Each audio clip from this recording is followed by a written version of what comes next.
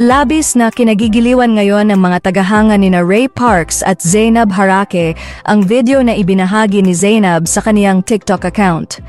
Sinayaw kasi ni Zainab sa harap ni Ray Parks ang kantang "I-shoot mo na ang ball" ng Viva Hot Babes.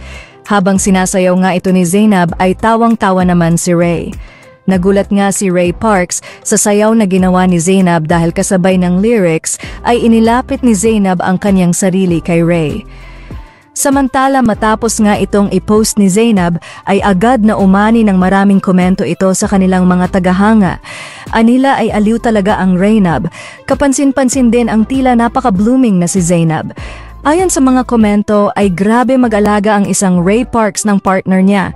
Dahil makikita naman ang magandang epekto nito kay Zainab magmula nang maging magkarelasyon ang dalawa. Sa kabilang banda, hinuha ng mga Raynab fans ay nasa Pilipinas ngayon si Ray. Ito nga ay dahil sa mga larawang ibinahagi ni Ray pati na rin ang video na ipinost ni Zainab. Tila umuwi muna ng Pinas si Ray para makasama ang kaniyang mag-iina na sina Zainab, Bia at Lucas. Ayon kasi sa schedule ng Japan Basketball League ay sa Oktubre, 5 pa ang laro ng team na kinabibilangan ni Ray Parks.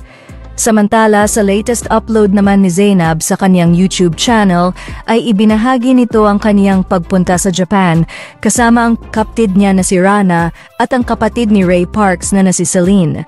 Ito nga ay dahil hindi na umano nakayanan ni Zainab ang pagkamiss niya sa kaniyang Daddy Ray. Ipinakita rin ni Zainab ang kaniyang naging proposal kay Daddy Ray sa Japan.